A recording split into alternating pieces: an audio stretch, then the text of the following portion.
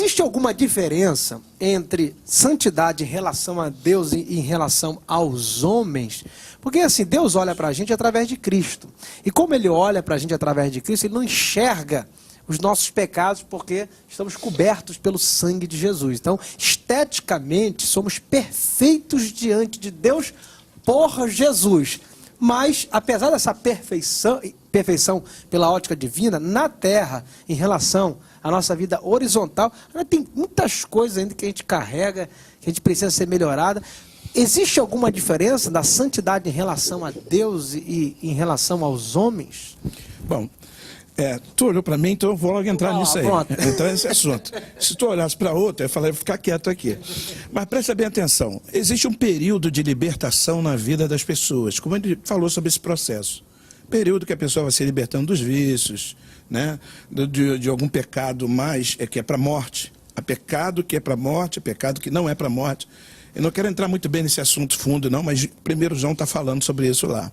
Há pecado que eu digo para que não ore, né? Porque é pecado para a morte. Né? E é pecado que não é para a morte. Eu nunca vi nenhum pastor excluir ninguém porque ele é glutão, ele é gordo. Entendeu? Mas glutonaria é pecado. Entendeu? Mas é um pecado que não é para a morte. Eu nunca vi nenhum pastor excluir ninguém porque ele não é dizimista. É um pecado. Quem falou que não é? Mas não é para a morte. Entendeu? Então, eu não vou entrar na lista aqui de pecado que não é para a morte, né?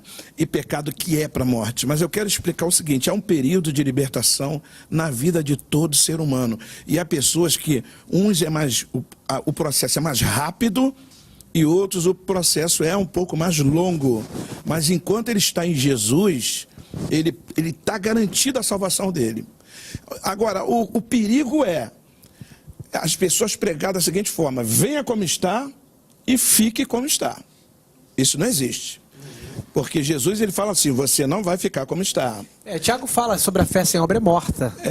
Ele fala, venha como está, mas haverá uma mudança. Você aceitou Jesus, está em Cristo, mas não é só você estar em Cristo, é você ficar em Cristo. O caminho é Jesus, eu estou no caminho, mas eu tenho que permanecer naquele caminho até o fim. Eu tenho que chegar, a vitória não está no começo, está no fim. Entendeu? Eu creio.